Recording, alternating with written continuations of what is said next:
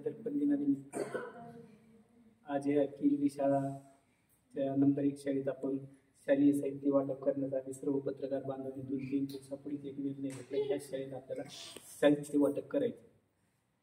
त्याचं जसं आता मॅडम जे म्हणल्या की ह्या शाळेतले अनेक विद्यार्थी म्हणजे त्यांच्या सहित माझे विद्यार्थी आहेत, तसंच आमची बी या शाळेत तिसरी पिढी आहे.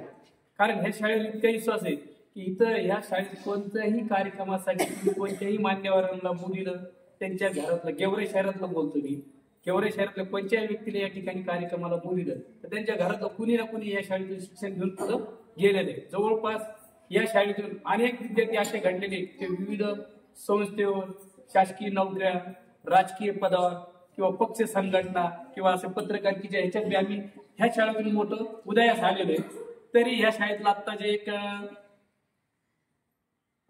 प्रतिमेचं पूजन झाल्याच्या नंतर जो कार्यक्रम यांनी आता रस्त्यावर पथनाट्य जे ठिकठिकाणी केलं असेल नसेल मला माहित नाही, किंवा ह्या शाळेत इथं दाखल आम्ही हे पाहिलं. पण हे जे पथनाट्य तुम्ही जे विधानसभेच्या निवडणुकीला केलं, माझी एक विनंती राहील या शाळेच्या प्रशासनाला किंवा इथल्या विभागाला, हे पथनाट्य तुम्ही गेवराई शहरात जे खासदारकी, आमदारकी, नगरपालिका, पंचायत समिती, ग्रामपंचायत ज्या काही निवडणुका येतील त्या ठिकाणी तुम्ही असं 2-2, 3-3 ठिकाणी मेन चौकातल्या मुख्य ठिकाणी असं पथनाट्य केलं तर खरंच आणखी जण जागृती मतदानासाठी होईल एवढं मी शब्द देतो आणि ते तुम्ही अंमलात आणवा एवढी माझी विनंती.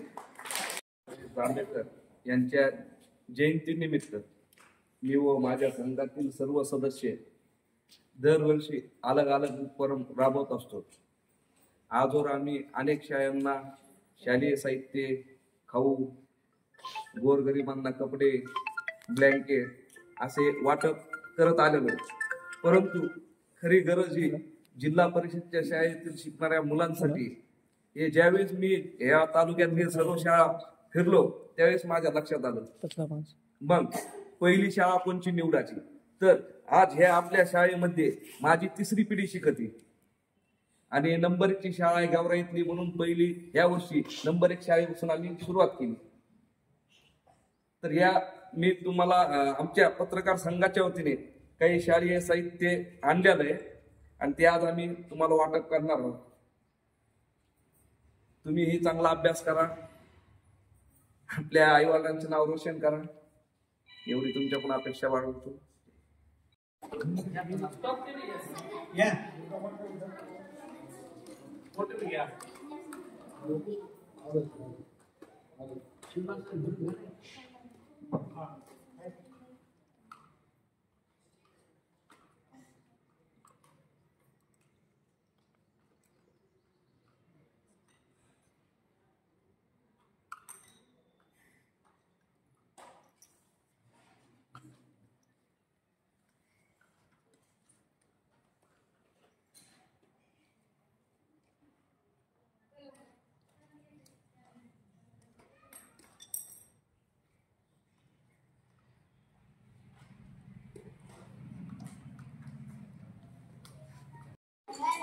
सगळं स्टॉप घ्या.